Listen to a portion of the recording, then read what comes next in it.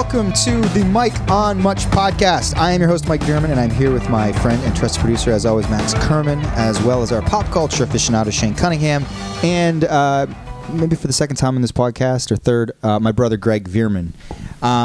This episode of the podcast is going to be a little different because if you don't know, maybe you do know if you follow me on Instagram, we haven't released episodes in a while, but my father recently passed away, or our father, since my brother's here as well. He passed away suddenly, and it's been a difficult few weeks. And I think one of the reasons I wanted to talk about this in the pod, I didn't know if I was going to talk about this in the pod, but I want to talk about it because as hard as it's been and as sad as it's been, ultimately, our dad was like a really joyful and fun person. And maybe you've, again, like I said, seen him on our Instagram, or you've heard us talk about him on this podcast, which, of course, he's listened to every episode of. So I just thought that it would be good to have the four of us sort of hang out, and I wanted to talk about him and his life because ultimately, you know, what is your life other than maybe sort of the memories and the accumulation of great times that you had and the people that you leave behind? Yeah, and I'm really glad we're doing this because I was not here. The band was on tour when Roy passed, and we haven't even had a chance to catch up. I've talked to Greg a little bit, but yeah, I'd love to hear about how the last couple of weeks went, and also just I love Roy stories because they are legendary. There are many Roy stories. Everyone has a Roy story. Anyone that we know has a Roy story. Yeah, and you know, even being on tour and thinking about you guys and your dad and telling stories to random strangers about Roy, and just, you know, like for me, it was a comforting thing having you in my thoughts. So, but it'll be much better coming from you guys because you know the man better than anyone, and can, you know, retell any story better than anyone. Well, I mean, I guess, like I said, it's been very difficult and surreal time to go through this. You know, you get news like this, and you just something little. If you've ever had to go through it, if you're listening to this, and I hope that you haven't, and you don't have to for a very long time. But if you don't know, my brother and I also lost our mother quite a few years ago. So I kind of forgotten what the feeling was like, and so it has been sort of it's been a very weird time. And I will say this, you know, we're so rich in friendship. So many people reached out, you know, like people called, sent messages, and I wasn't into picking up the phone. You know, we were going through stuff. We were going through obviously my father's home, and all the things that you have to do, all the sort of practical things you have to do when someone passes away. But it was just so great to sort of like have so many people reach out, and obviously Shane and Max, you guys were two of those guys, you know, that didn't hesitate to call, message, send really kind things. I know that Max, also you're in contact with Danica a lot about what you could do, she was saying, which I really did appreciate, even though I wasn't in the space to really talk to anybody at that point. But I guess what I'm trying to say is it's like Greg and I are an extension of our dad, and our dad was such a big sort of part of, I think, our friend group and our larger friend group, because, you know, if we're the Champagne Boys, as we call ourselves, he definitely thought of himself as a Champagne man, and no one loved hanging out with us, you know, and ripping his shirt off at 2 a.m. More than my dad. And I think that, like, being so lucky to have so many great friends reach out in a time like this is an extension of sort of like him, because we're his kids, and obviously we've been very lucky in friendship. But yeah, I don't know. Where do you guys want to start? We can do it a couple different ways. I feel like I'm a little behind because I obviously got, you know, I heard about Roy through actually the Nut and Dan. They broke the terrible news to me. And then I also got caught up on the wake. It was the wake, right? Celebration.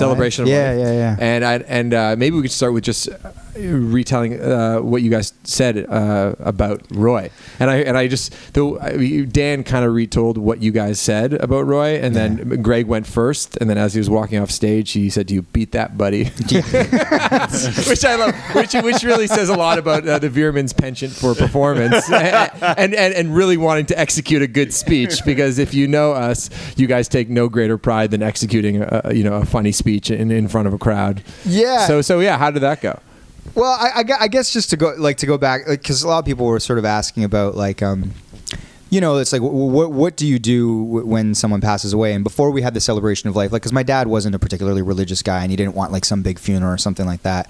But our Oma, like our grandma, his mother, she is, she's a very religious woman. She prays for us all every night, and that's greatly appreciated. And although Greg and I lost a dad, she lost a son, and that's really hard. And so before we had the celebration of life, we had a private service for immediate family so that we could all sort of see my dad and say goodbye. And he was in his suit, and we cremated him with his beloved Dallas Cowboys jersey and the Netherlands national team flag. Yeah, the scarf. The scarf, that was what it was. That's cool. So hanging in his basement all these years. It was, the one hanging in his basement. So we took some of his most beloved things and sent it on. And one of his best friends in the world was his dog, his beloved dog, really a third child, Dallas, the namesake. Dallas is now living with our Uncle Frank and Oma, and that dog is eating like a king now because Uncle Frank literally makes steaks for that dog every treat you right. Yeah, he's obsessed. She settled in nicely. She's doing all right. Yeah. So if I know a lot of people will listen to this, including a lot of people who were loved our dad and was friends with them. So just so you know, Dallas is in a good place, and that was what we did for immediate family. And then we decided to have a celebration of life for our dad because I think Roy Boy would have wanted a party and not like a somber affair. So yeah, I don't know. Well, he's like a. I don't know. Everyone here partied with him. He's a fun guy, and he would have wanted to. Yeah. No one celebrated life more. Exactly. Seriously. It's true. No. So doing a big celebration just seemed to make the most sense, and we got a nice place. Went down to the Spice Factory in Hamilton, and we're like, oh, we'll see. Like this will be good. At least for friends. And our dad had a whole. Aside from how much he liked to party with us, he had his work friends, and he was out a lot, and he just had a bunch of friends in the city that we didn't really know about. So we kind of rented this place, Spice Factory, thinking, well, at least between our friends and their partners and everything, it'll be 45 people. It'll be great. But then there was over 100 people there. My dad had so many goddamn friends come out. All his Seriously. work friends, all old friends from grade school were there. we knew a small circle of his friends, and obviously he'd his former girlfriend Brenda had kids. They were sort of another family throughout the 90s when Greg and I were teenagers. We knew they would come and all that stuff. But there was this whole other network that we'd sort of heard about. Like Greg said, people that he worked with, people that he had known his whole life. Like Greg said, we talked to this family that he grew up with, these two brothers and his sister, and they they were really close with my dad, and the first thing they told us was this story about when they met Dad in grade school. There was this game where all these girls were running around trying to catch the boys to kiss them, and my dad was intentionally getting caught every time. So it was this sort of this bittersweet thing where it's you're seeing all these people that are all coming. My dad is we said in the obit, the Tony Fernandez of beer league shortstops, because my dad was an amazing softball player. We obviously all play for the Gamblers, and he was by far the best softball player in the Veermans. We couldn't hold a candle to him for sure. But guys from his team from when he was 25 showed up, guys that just saw it in the paper. And guys from his team that he plays for today, and they're the one guy was telling me, I just had I have 2 of his jerseys from a tournament that that he just never got or something like that. He's I want you to have one. He's and the other one, can we hang it up at all the games this year on the bench? Man. And I was fuck yeah. And the main thing that stood out to me was that my dad, my dad's he's a blue collar guy. He's a welder, and he prided himself on that. And it's you don't go to work with your dad, so you don't see your dad work. You don't think about, his work ethic or whatever. But he's been doing this, his whole adult life. And so many of the guys that he works with came up, shook our hands, and they had stories. They're your old man, we love your dad. We'd drive him to work. On the way back on Fridays, we'd stop, we'd get a beer, blah, blah, blah. Guy came up, he goes, I started working with your dad when I was 19. He's 30-something now. He goes, he taught me everything I know about welding. He's he was the best. I was oh my God. All these guys are just talking about how funny he was. And the main thing they all said, which is always sort of it's heartening, is your dad was so proud of you and your brother. The boys, the boys, the boys. And that's something that we didn't need to hear it from them because he never held back a word. His pride he wore happily on his sleeve. But it was so nice to hear it from them. And his boss came up and he shook my hand and he said, your dad was the best welder we had. And my dad had recently just gone back to this workplace, and he said, we really needed him. And I went back to him and I asked him, I said, what will it take to get you back, Roy? And I remember when my dad was going through this back in August, and we sat and we had a beer and we talked about it. And it was so impressive to hear all these guys talk about it and how proud he was of us. And I had this thought after it was all done, and I was kind of reflecting in just sort of this weird emotional place about, I remember my dad would try and get us to go to the Christmas party for his work or whatever. And, you get busy. It's just we're not around, whatever. And I was always like, oh, like, you know, he's proud of his boys. He wants to bring us out and, like, you know, show us around. I was like, but it occurred to me, shit, no, like, he probably wanted us to see, like, what he was doing. That he was like that we would have walked through there and everybody would have been like he was the big man. Yeah. Like, people loved him, you know, and we knew that amongst our friends. But it's like, I just think there was a separation between his work and like us and that life. But it was awesome to see that collide. And it just, you know, like I said, he always talks about how proud he was of us. But after that day, like I always have like loved my dad and been proud of him, but I was just like, man, I didn't realize how many people, from like the guys from his, like, you know, beer league softball team to the dudes that he worked with every day, how highly they spoke of him. Yeah, and you guys, obviously you two have gone on a different life path. As you said, like, he's a welder, blue collar job in Hamilton. You guys are both like media types in Toronto. So it's like, it's not like you would have had a chance to interact in that world at all. So you wouldn't have conceived. No, that's exactly. We're not in that like, world, yeah. So we don't hear from other people like, "Oh, you're Roy Veerman's son." Like, he's a legend welder. Legend. That's the other thing. Every message that I got is because, you know, he's just our dad, and it's like we party with our dad. He's a fun time. You know what I mean? And there are those moments where you do have those I think our relationship was unique in a lot of ways, Greg. You know, like with dad, because it's like a lot of people sound like, oh, he's like just like a buddy of yours, you know? Yeah, it's definitely like I don't know. Yeah, this is kind of so what I kind of spoke about at the celebration. It's just how there were like the thing with my dad. It was never like, you know, you'll go to have like family days with your parents on Sundays. You'll go to lunch. You'll meet your dad for lunch, or you guys do whatever you do. And everyone's relationship with their dad's unique, but yeah, ours was just like, it was like going 100% or nothing. Like, it was like, we got to hang out on Saturday night from 6 p.m. till 2 a.m. I don't want the lunch. I want the Saturday night. Yeah. Like, and it's like, so he was just, yeah, it was like that friend relationship where it's like, come over to my basement. I got 2-4 of Coors and we're going to do it right. And then it's like by 11, him and Mike's got the guitar out. They're both, you know, screaming Oasis songs. And I'm sending Snapchats to people making fun of them. So anyway, that was kind of like, if you're hanging with my dad, it was that. And even things like we'd bring him to Toronto for Mike's diaper party, and like he was always involved in anything going on. And like it was like to the point where you're scared to tell him of like, oh, there was a diaper party for Felix the other night. My dad doesn't even know Felix at all, really, but he'd be like, well, I was not invited. And he'd get upset that he's not invited. He's got that Veerman chip on his shoulder. Well, one part I heard about your speech, Greg, that I thought was hilarious is that, you know, I know people think Mike as being very similar to Roy, and you maybe feeling like you don't see yourself in him as much. Yeah. But then you started doing the math and thinking about the various situations, and you're like, you know, my dad won't shut up about the Dallas Cowboys, and it's so obnoxious. But here I am. I just had an hour-long conversation talking about the Calgary Flames. Oh yeah, no, that's it. Like everything that's annoying about him becomes endearing, and all the stupid little things like it's like I would mention like a song comes on like Proud Mary, and it's like, oh, it's a great song. It's like, you know, it's Ike and Tina first, or you know, or whatever. I don't know who came first, CCR, Ike and Tina, but he definitely fact. knew. He'd have a fact, and it's like, I get it, dude. But then I do the same thing in movies or anything like that, and you just kind of like, once you kind of have to step out of it and think about it, you just kind of realize like, whoever I am is like, you know, he had a lot to do with that, you know. How did your speech go, Mike? Well, I mean, I talked sort of about the phases of like I thought of my relationship with my dad in sort of 3 chunks, you know, like sort of like this early phase when Greg and I were very young, you know, and it would be like our mom would be working, she'd be like bartending late. She worked at this place called the Police Association. It was like this bar for like off-duty cops or whatever. It sounds like a novel or something. Sounds like a strip club. So that's where she would work late. So like my dad would like look after the kids. So if like our cousins Tommy and David were there, he'd like be looking after the 4 boys, and like, you know, most parents would be like, okay, boys, like, you know, you're like anywhere from 6 to 9 years old, it's time to go to sleep. But he had like one of those like 5-disc CD changers and like, you know, like 1991 or whatever it was, so it probably cost a fortune.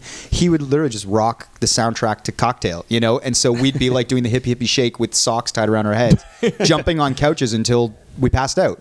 Like, it wasn't like it's bedtime now. He would just let us tucker ourselves out. Wow. And, you know, he'd have a Coors and he'd be having a laugh. It literally wasn't much different than what we were doing like 2 months ago on a Saturday night at this place. Just he would be the one who passes out, and then we go out. It'd be the exact opposite. Yeah, like we'd pass out, he'd go out, and then it just changed 30 years later. Yeah, and then, but you know, and this is kind of like the sweet and the sour. Is it's like our dad was a friend and sort of this really unique character. Like I said, like people would message like, oh, your dad was a legend, because you know he was a super fun time. But there was always like these sprinklings of sort of like dad advice and these quiet moments. And when I think of us being kids, I think about him pulling sort of, I remember us like sitting in the kitchen at one point, Greg and I with him, and I don't know what we were, like again, like maybe like 10 and 7 or something like that, and him sort of having this big monologue, like sort of very serious and emotional about how important it is to always look after each other as brothers, because you're brothers, and it's like the strongest bond you'll ever have, and no one will ever look out for you the way that family will look out for you. And it's like he would have these things that he would say to you that like stick with you, you know what I mean? And it's like I never forgot that. So it's like for every stupid moment where you're partying, or he was letting us drink beer at a camping trip when we were minors, and we're peeing on the fire, there's like this sort of like real sort of like insightful moment where he said something like that stuck with me always. And Greg and I have always felt like it's kind of like us against the world in a lot of ways, because he imparted sort of that sort of strong wisdom. And sort of the second phase I talked about was like my angsty teenage years, where he was, you know, him and my mom, or our mom, split up, and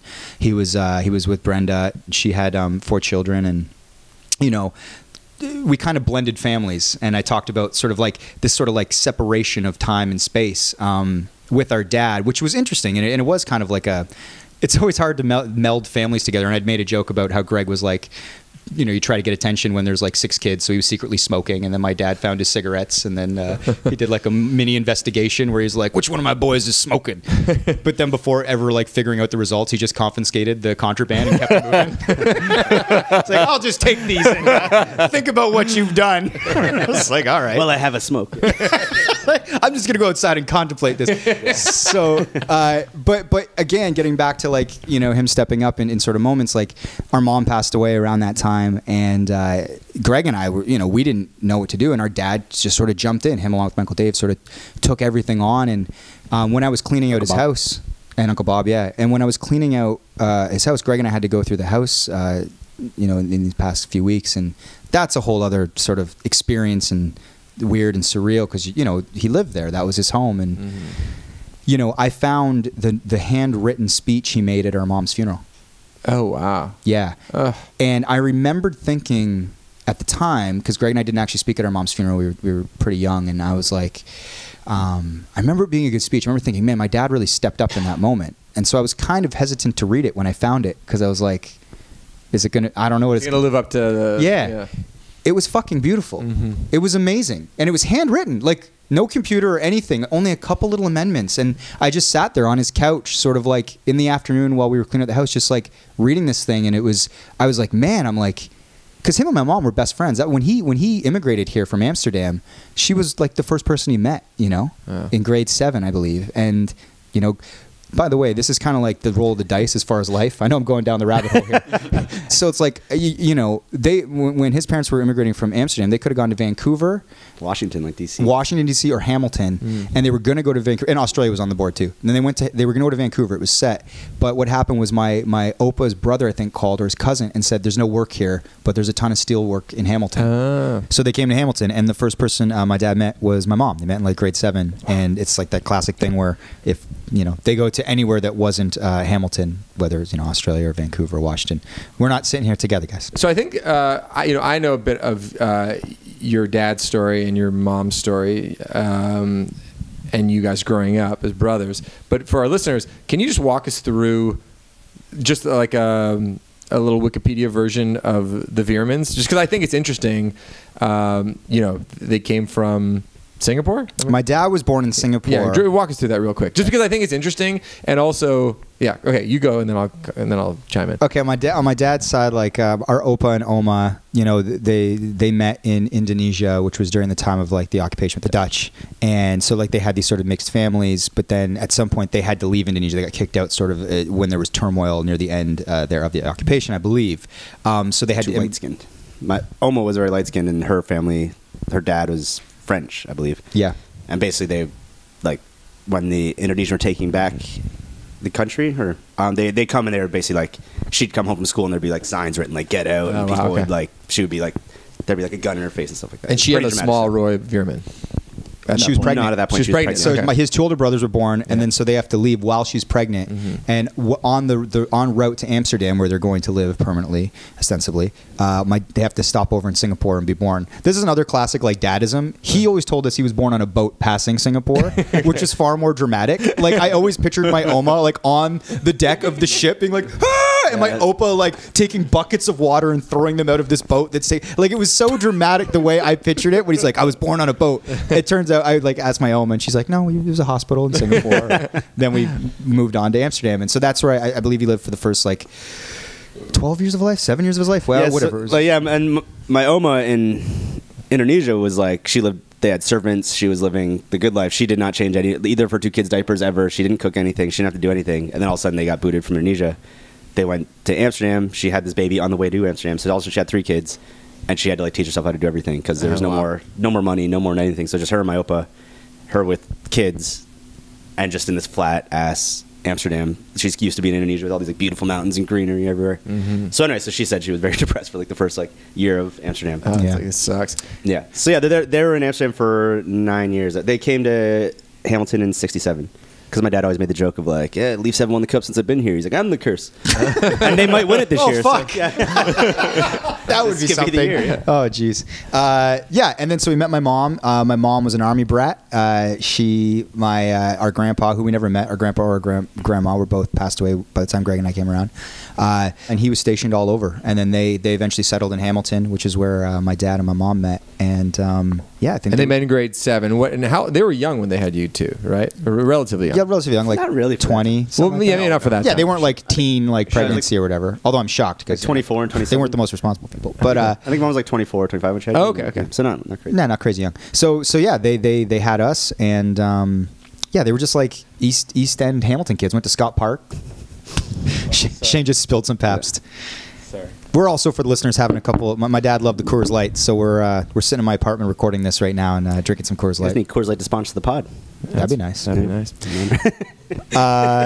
Yeah, but so like again, like Greg and I came along, and it was a good time. And you know, this kind of gets back to, I know you asked about my speech, and sort of I broke it into phases. And so the next phase was kind of like this adult phase where Greg and I started, you know, bands. We were in the Racket and then Palm San Sebastian, and no one was a bigger fan of our bands than our dad, you know, and he was really into music. And our mom, actually, before she passed away, got to see our first band. And so that was kind of the third phase. And I sort of wrapped my speech talking about my dad that, and it was emotional the day of, and I've had time with it now, but I talked about how I'm sad that there's this fourth phase that was happening. That's him as an opa, him as a grandpa, because obviously my daughter Wynn is around now. And I said I can either sort of like be sad that he's not going to be around to see her grow up, or I can choose to be happy that he got 4 months, because he wanted nothing more than to have a grandchild. You know, I think that was like, it was his dream more than my dream. That's a legendary story on the pod when you broke the news to him, which is a great story. Yeah. I didn't even know I told it on the pod. I think so. They start to blend. Yeah.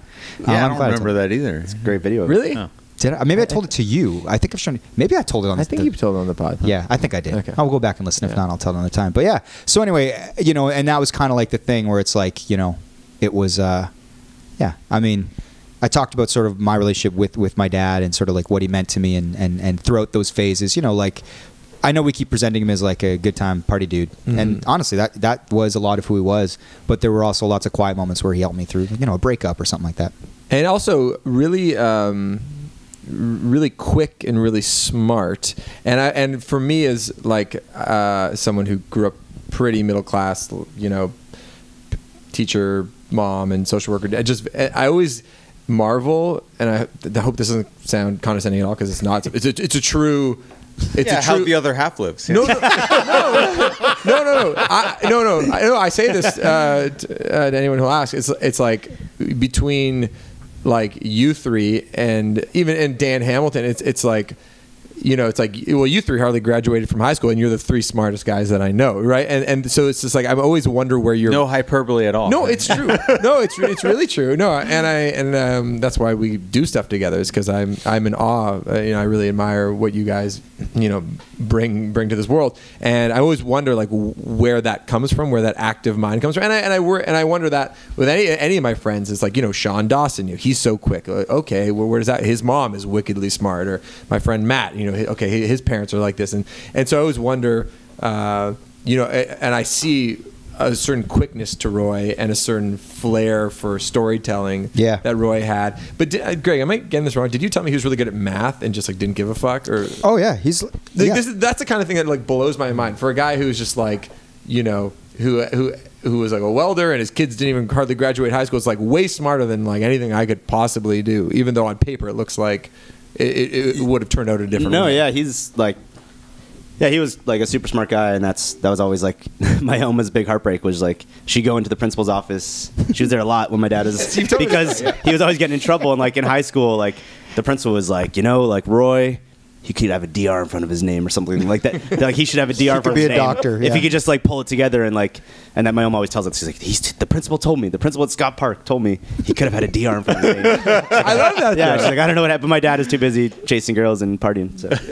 Yeah. So you would you attribute like those sort of? Oh, big time. Yeah. Oh yeah. Well, him and our mom was. Our mom was very Dave, witty, very smart. Yeah, like funny people. They were all, and here's the thing, they all like we didn't have a ton growing up, but like there was never like so much love. Like we never thought for 1 minute like, oh, our parents are pissed to have us around or aren't going to tolerate us. Like a lot of love, and like they'd always pull it together. Like our Christmases were always spectacular. You know what I mean? Because it was like they always came through. You know what I mean? Even though like every families have their problems and their issues and all that stuff, and obviously you guys know our story and all that, but.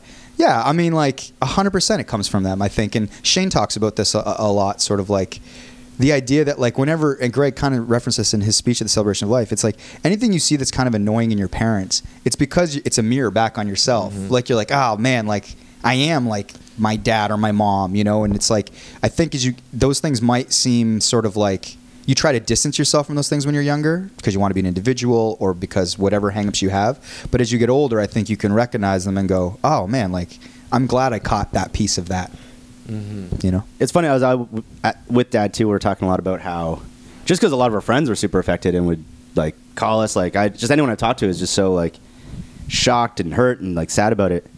But it's because our dad was like such a big part of our friend group too. Like he would be at a lot of the parties and events, and there's only a couple dads that show up. Like like Julian's dad will come out, and Bruce, like Sean and Brody's dad. So anyway, and it just like everyone kind of had like a funny memory with him. Everyone's been like at school told me a hilarious story how like some party or after some Sansa show or something, just him and my dad ended up at like a Banh Mi place or something in Hamilton at like midnight, just drinking at the bar. Like my dad is buying bottles of Coors Light for him and Rob at school, just shooting the shit until like 1 a.m. And I was like, when did that happen? Rob's like, I can't believe I didn't tell you about that. And like, it's like, because Dan Hamilton's known us forever. He had a funny story about like us at high school. There's a million stories. Basically, I just wondered, do you guys have any funny Roy stories? Can you think of one off the top of your head, Max? Well, not at the top. I heard a great one though the other day via Sean Menard.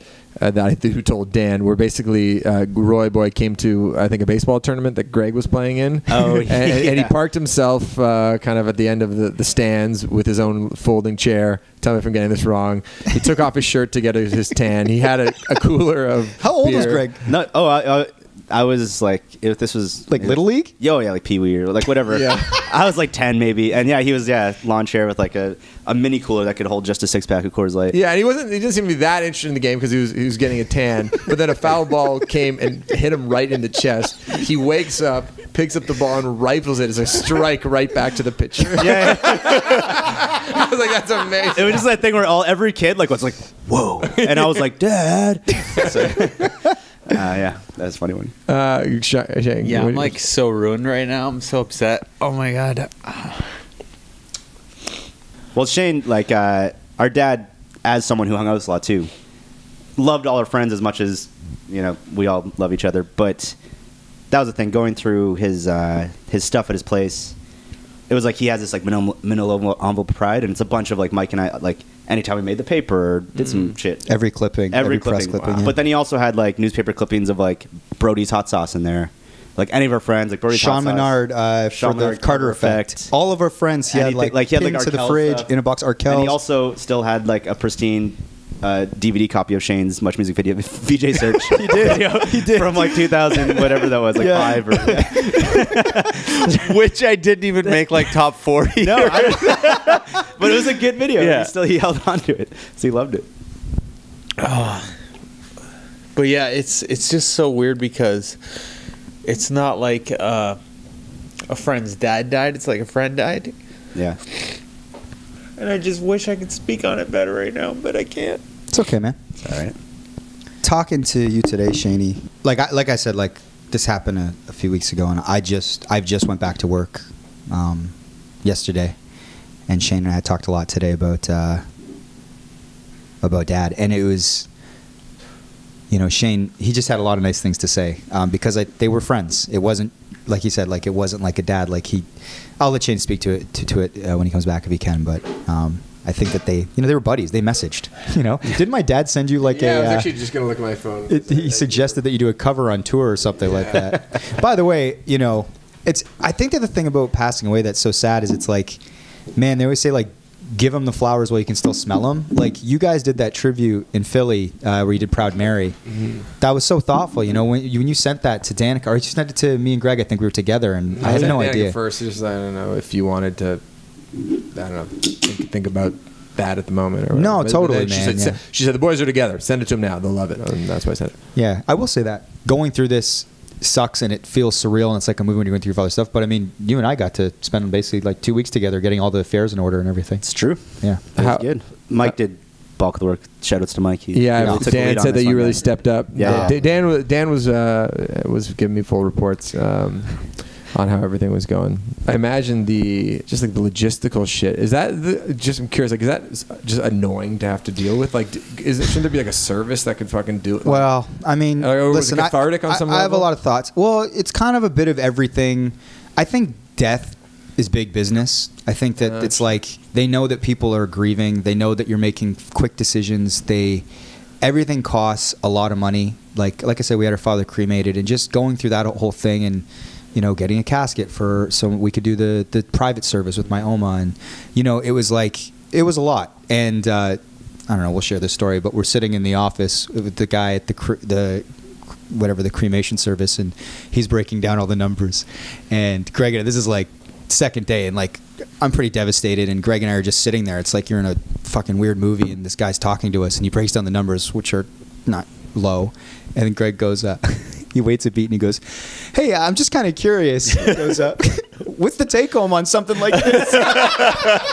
You want to know what this guy's fucking commission was? How did he respond? He laughed and it got really awkward and then just started justifying the job of just like cause he's like, like it was like this uncomfortable moment. And then he's just like, well, this is just, people shouldn't have to take care of this stuff, and that's why we're happy to assist and blah blah blah. And like I just kind of avoided it. But it's just like when you hear, I'm just like, these are all just like made up fees. It's like data charges. It's like, it's just made up shit. It's like you can get 6 gigs of data for this much price, or this or this. It's like you're just making this up. There's no like value to any of this. Anyway, well, it's like a wedding, how the fees are amped, but just more immediate. Oh, for sure. And they just know like, oh, people got to pay for this. This has got to happen. Like, and they got you in a tough spot. At the hospital. Yeah. And that guy was great. I don't know if he's a pod listener. He was fine. He was very helpful. Imagine just holding it together the whole time. He was starstruck. Ooh, get through this. Get through this, Matty boy. Just the whole industry is sort of like, it is what it is, but sorry. I was just going to read a Facebook message that Roy sent me that was funny. And I'm not saying that he invented this line, by the way, but he definitely invented messaging someone out of the clear blue with this as the opener. He goes, "Dallas just ate my Scrabble tiles. I think her next shit could spell disaster." Like, who does that? Like, this wasn't like a friend's dad messaging me this. No other friend's dad would do that. He was really like a friend. When was the last time you spoke before that? We spoke the day before that. Oh, really? So, yeah. We talked quite a bit, actually. That's funny. I'm like, he never sent me that message. He used the good material on you. No, yeah, he sent you the jokes. He sent us the sentimental stuff. I got one from last June. "Hey, Max." This is the first message he ever sent to me. "Listening to Mike's iPod on shuffle and Cuts Like a Knife comes on. I kept repeating it about 10 times and found myself getting a little angry. Trump insults the prime minister and the country. Slip it into your set and dedicate it to the Donald." Ironically, the next song was Respect. Just saying, maybe a bit controversial, but isn't that what rock and roll is all about? I love that. Oh, man. And then January 1st, he goes, "Happy New Year, Max and Lauren. Amazing year. I can only see it getting better. Look out 2019. More champagne babies? Question mark." What's the pressure on you, too? And then he goes, "They can only be wing pals. No dating." And then I was like, Happy New Year, Roy, and no champagne babies yet, but you'll be the first to know. And they go, seriously? Can 2019 get better? I think so. He was always talking about 2019 to me too. Yeah, that was going to be the best year ever. That's sad. Not that this is some great message, but this is a kind of an excuse, I guess, after you guys had always told me how good he was at ping pong or something. Yeah. He was always wanting to play me. Well, for our listeners, Shane's an amazing ping pong player. My dad has always claimed to be an amazing ping pong player. So they're kind of like Foreman and Ali waiting to meet up. He claims he played like officer or something when he was a teenager. I don't know if it's true. On a boat passing Singapore. Yeah. Right, but I beat him quite handedly, I would say. Big time, yeah. But the video at the Celebration of Life, of course, only showed the shots where he had gotten one by me. Mike mentioned that. Yeah. He's like, Shane's not going to like this. I did, because I have. So at his 60th birthday last year, we rented this whole ping pong area. We had the big 60 balloons, and we set up this tournament. And so Shane and my dad play, and Shane does take, he does beat the man, but the man is 30 years older than me.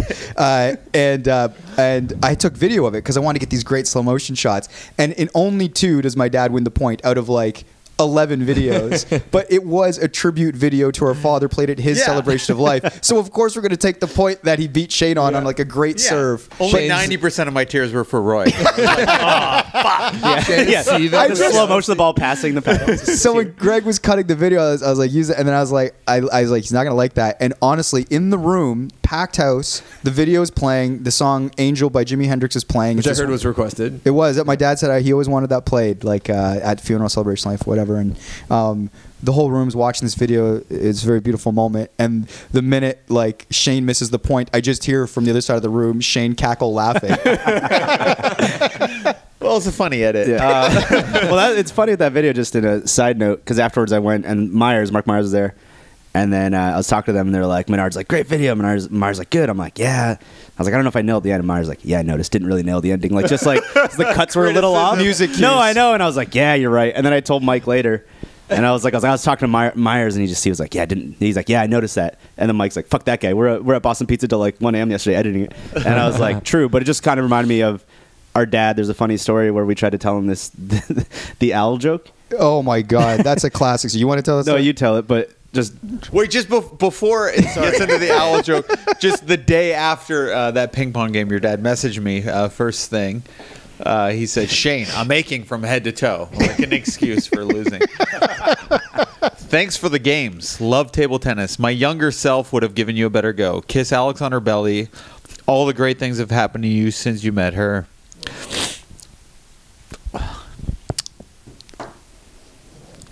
Make room for that Juno. Love and respect. Alex is Not the pregnant. funniest message, but yeah. And Alex is pregnant. It's not just he like, Yeah. pushed on the stomach. All the That time. was my dad's She was fetish. gaining weight at that moment. She's pregnant, right? No, actually, we just had the baby. Actually, it was at that 60th birthday that we told him that we were expecting. And yeah, it was that was quite a night. Yeah, that's right. I love these messages though, because it's like you could tell how much he was thinking about everybody Oh my all God, the time. yeah. It's like, No, he was a good dude, man. He was a good dude. Like he cared. Yeah. Like that's the thing. It's like I think you can be reduced if you're somebody that, like it's like he was a fun time and he partied, and so like that's kind of the first thing he'd be like, oh, he was a great time. But it's like there was a soulful guy there that really cared about people and especially our friends, which is like what it's all about. that's why I love him. Okay, this is a funnier message. Okay, so this is after we had the baby. He says, congrats, Shane and Alex. What a great birthday, because I had my child on my birthday. And Mother's Day gift. Seen your post and you look like a natural. All these babies. Makes me want to find someone to impregnate. And then he put an ellipses and he goes, not. Can't wait to hear about it on the pod. Yeah, he's a funny guy. There's actually on Mike's Facebook, he has a photo of him and Winnie up. And then my dad just commented on this like 2 months ago. Oh, so it's a photo of me holding Winona. Yeah. Yeah, and yeah, she's smiling. Yeah, it is. He just comments like, getting cuter every day. He's like, I'm talking about Winona, right? And it's just like, it's like classic, any of like Classic us make that joke all switcheroo, the but he time. loves it. Yeah.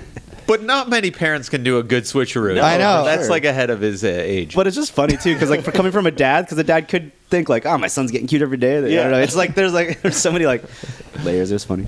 Yeah, the owl joke, which is like, because our dad at the end of the day was still, he was, a Hamilton guy with a rough edge. Northeast Hamilton guy. Northeast Hamilton guy, you know. So there was this joke going around that's like, oh, hey, Max, someone told me that you look like an owl. And you go, who? Who? You want to know who said it because you're insulted, Yeah, yeah. right? So then you say who enough times, you're reinforcing the narrative that you look like an owl. Yeah. So it's one of those jokes. Yeah. Break it down. What is there, an owl in here? So we're out for like dinner and drinks with our dad or whatever, and so we think it would be funny to run this bit on our dad. He's eating his steak and drinking his Coors, and was it you that said it? No, it was you. It was me. I was like, hey, Dad. I'm like, he's like, what? I'm like, somebody said you look like an owl. Dad goes, fuck that guy. Without missing a beat, it just went back to eating his steak. But, yeah, the reason I brought that up was just like because the video, I'm like, yeah, maybe I didn't nail it, and then you're just like, fuck those guys. We're at Boston Pizza. Like you're just like, Yeah, well, I was jokingly dad like, thing. Yeah. First of all, I love Myers and Menard, and I do think it is hilarious and very on brand for them to critique your edit at your father's eulogy funeral. video. Yeah, exactly. But we literally were in a Boston Pizza until 1:30 in the morning cutting that video. Like Boston Pizza, like it was just us sitting in a booth cutting because we'd actually been clearing out his house edit. So it was just like a real rush to the end, just to defend my brother's edit because he's a great editor. Hey, my dad wanted me to go for my brother, so I'm It was a defending co-edit originally. But now Greg's edit. I took my name off of it. Alan Smithy. Yeah. Great Veerman. I don't know if you care to relive it, but like, where did you hear the news? Because I was thinking about you guys and how the first few days would have gone. I'd finished work on Thursday, and I was coming home, and I was like hungry. Danica had already eaten, so I'd worked a little late, and I was in the A&W actually, and I ordered a Beyond Meat burger. I'll never forget. I'll never forget. I don't know why this is important, but I'll never forget. You Details, man. remember the weird Sure, details. yeah. So it's like I ordered a Beyond Meat burger and the spicy habanero, both on lettuce wraps, because I was like, oh, I'm going to get healthy. And they take my name, and they're like, okay, we'll call your name when it's ready. And then I got a call from my Oma, and she gave me the news, and the room kind of started spinning. And I was like... First of all, it was weird to get a call from my Oma that late. So my brain actually kind of did some quick math, and I go, is this my uncle calling me from my Oma's? I just felt like it was something. It wasn't good. Yeah. And when she told me, I was just, the room started spinning. I kind of like looked over at the order, and I was like, well, like I don't want the food, but I remember thinking I don't want to stick them with the food because they're going to get confused. Like I remember thinking about the people that were about to call my name and then I just said I got to walk it, so I just left. So. Those burgers might still be sitting there, and then I came in, and I was on the phone, and I sort of mouthed it to Danica, and she was with the baby, and it was just like an incredibly sad, surreal, reflective sort of like gut punch of a night. How was your Oma? Because in shock. Yeah. I think everybody in that first bit is just in shock. You can't. Anybody that's like kind of gone through a loss, I don't think you can frame anything in that first 24 hours. It's like it hits you in waves and you think you're contextualizing things, but you got to live with it for a bit, and you got to really sort of like, you haven't even unveiled all of your thoughts and how you feel about those thoughts. And, I feel like this is a lifelong process. I was saying to Shane, I just got back to work, and, there was a stretch there where I thought I would be permanently sort of like altered. I was like, I don't know what I'm going to move. I don't know how I'm going, what kind of person I'm going to be moving forward. I don't know how this is going to change me, but I'm starting to feel normal again. So I feel like I'm myself, but just slightly altered going forward, But anyway, I could talk about this forever, but Sure. This is sort of the psychology and the sort of emotions of it all. But that's how I found it. I was actually working. I was you guys, but because I work for TFC. It was the TFC, the Toronto FC kickoff, like season kickoff dinner. So I'm just like, we're sitting there. I'm with Kylie, who shoots the show, and all the whole team's there, and literally like Larry Tannenbaum speaking to everyone at this restaurant on Adelaide. And then my phone starts ringing. It's Mike, so I ignore it. And then it starts ringing again, and I ignore it. And then I start texting. I'm like, yo, Larry Tannenbaum's literally speaking. Can't talk right now. And then I look and I realize I sent it to a different dude that I was just texting.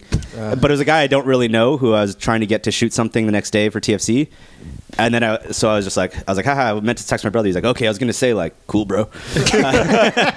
And then so I just didn't think much about it. And then Larry Tannenbaum stopped speaking, and then the phone rang again, and I was like, oh, I should answer this. I was like, and then I had that first thought of like, oh, it's kind of weird. Mike would have just texted me. So then when I answered, I was a little like on edge. I was like, what's going on, man? And then Mike just told me what happened. And yeah, just that shock thing. I'm just like, fuck. I was like, and then you just don't know. Like, I was just more like in shock. I was like, well, I'm working right now. It's like, I don't know. Like, what's protocol? Yeah, I was like, there's not really like, and Mike was like, yeah, like there's nothing we can do tonight. Like, he's like, me and Danica and Baby are going to go into Hamilton tomorrow morning if you want to come. And I was like, yeah. I was like, well, let me just stick around here for a bit and then I'll come meet you. And then it was like, and then I just couldn't like, I'm just not thinking. Like, I thought I was just like, okay, back to work. But then, like, I'm kind of in a daze. Mm-hmm. So I hung up for like 5 or 10 more minutes. And then I was like, Kylie was going to get a new lens. And I was with her and I was like, hey, I think I got to take off. And then she was like, what? Like, kind of just like, why? And then I was like, well, I just, like, my brother just called me and he told me my dad passed away. And Kylie and I just spent like a lot of time together traveling. We're in like LA for training camp and we're in Panama for a game. So we're just like, we'd spent so much time together that she just like immediately was like, and she's really close to her family. So she's just like trying to be like, hold it together, but I could see her eyes like watering. And then I'm like, I don't want to make you feel awkward. This isn't weird. I got to go. And then she's like, no, it's totally fine. She's like, you should definitely go. And I was like, yeah, I should go, right? And then she's like, yeah. And I was like, okay, I got to go. And then it was like super sweet. And then I just walked over here and then me and Mike kind of sat in Dan's apartment to figure stuff out because the baby was sleeping. Yeah, so as you guys know, Dan Hamilton lives in my building, and Danica and the baby were here. So Greg and I went down to Dan's, and he actually immediately went over to the beer store and got us some Coors Lights so we could sit around and talk about our dad. And he's been one of your oldest friends. Yeah, that's right. Like, I was Dan's happy that our he dad loved Dan Hamilton. Yeah, Dan's is the most like best spot to be, and we just all like kind of told Roy stories, and like we're saying he like very quickly turned into Bill Brasky. Like, we're just essentially just like cheersing our dad and be like, remember when he did this, or remember this story, and telling stories it kind of was like a really fun hang. I spent the next, and I'm sure that everybody in our friend group spent the next number of days thinking about Roy, and for just like, yeah, like I can only imagine what you guys went through, because I'd spend like, just thinking about your dad and you guys, like after the show, and just scrolling through Facebook and reading things that people wrote on your Facebook post. Yeah, I think that like these things are so sad because to be honest, I haven't even. It's so hard for me to go through those comments, because they're so full of joy. So it's like kind of like this sweet pain where you're like, people loved him, and they really speak highly of him. But it's so sad that it's like, this is the context with which we have to say all these things, and sorry if I can. Don't apologize. There, but, stop it. Yeah, it's like, it's so tragic, but it offers this moment to reflect on him and your own relationship with your parents, and it just like puts like everything into context. Yeah, and then I was also just like thinking about you guys, and like because you guys are some of my best friends, and just like thinking about like how to navigate this like weird surreal period of time, and just like what to do as a friend too. As that's something that we're and that's like, and that's not your burden because you have your own real burdens that you're dealing with right now. And I remember just talking to our friend. I happened to be in I think Albany, and our friend Tim Maroney, who listens to the pod fan, and he's from Buffalo. Oh, shout out Tim. I know too. And his parents passed away, and he was he gave me one piece of advice. He was like, just like check in every few days. Just like, that's the best thing you can do, because it's a fucked up time and everybody like deals with it in their own way, and there's not a wrong way or a right way, but just check in. So so it's just like, because it really affects like the whole community, and you guys are obviously the center of it. Yeah, it is a weird thing to navigate when you have like a friend who, someone like someone you're close to, like their parent or someone passed away. No one quite knows how to deal with it. And people will like, you want to be there, but you don't want to. Everyone's going through their own things. It's exactly that. So there's no real like right way to do it. It's just and each person is different, because I know you guys are dealing with it differently, even, right? And you guys are for in sure, the same spot. You mean between the two of us? Yeah, you two are. Yeah, well, we have different process for getting through these things, and it's such an unknowable thing that you just hope no one goes through, because it's like it truly is like life before and life after. Like life was a certain way before this happened, life is now this way going forward, and then there'll be some other life event that happens, you know, hopefully positively soon, and any of the negative ones are far, far, far in the future. You know, I'd like to think that we're tapped out on, we got no parents left, so let's just hope that the fates or the gods maybe give us a break for a bit. It's true. Just a couple orphans. But we got friends. That's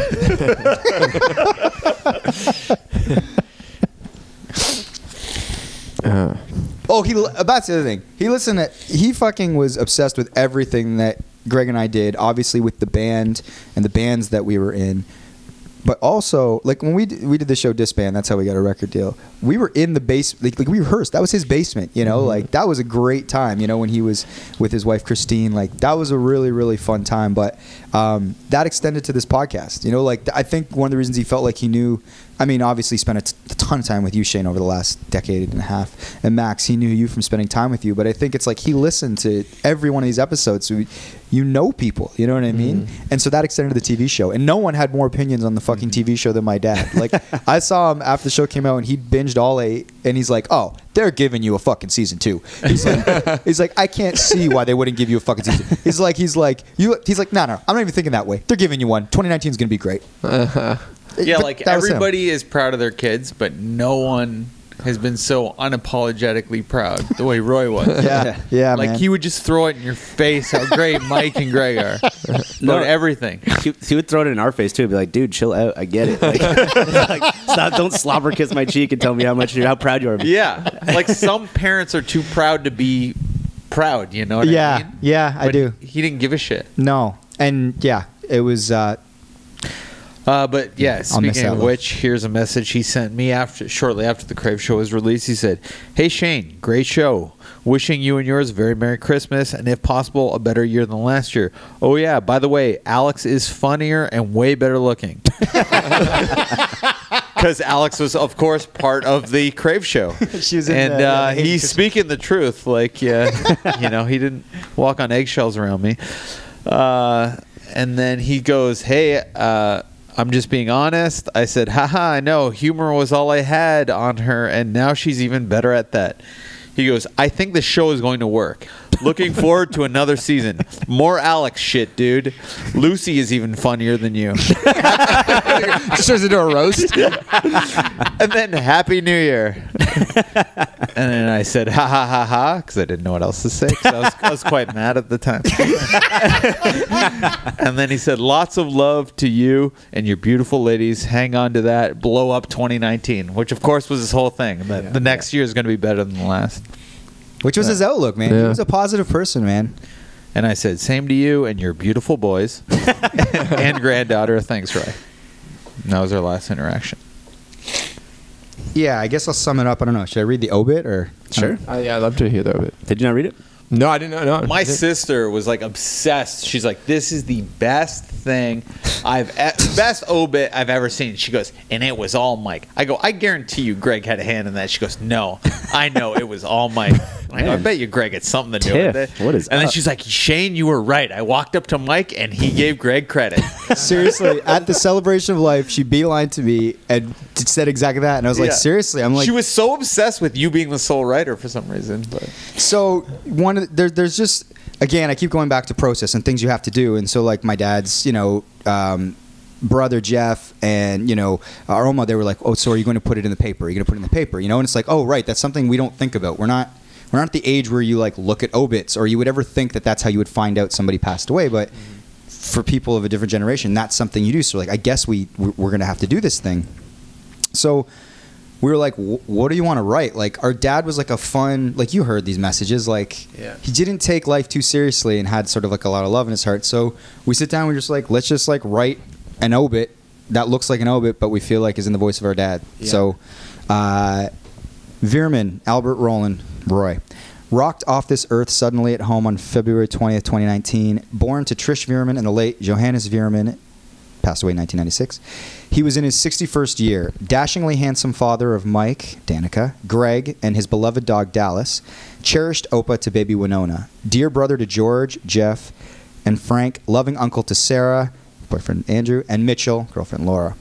An exceptional tradesman, a talented singer, and the Tony Fernandez of beer league shortstops. He will be remembered for his undeniable charisma and love of life by the many family and friends who filled his life with joy. Deepest condolences to the Dallas Cowboys and Netherlands national football team, whose merch sales will see a major dip.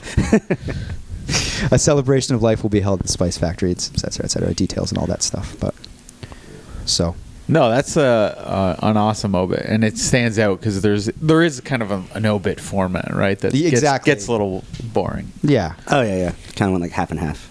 Well, it's like, and I like That's what he wanted, though. You know, that's the way he would have liked it, man. And I like the thought of like these old people that go through the obits, you know, and it's like, does that stand out? You know what I mean? Like, because there's people that read those things.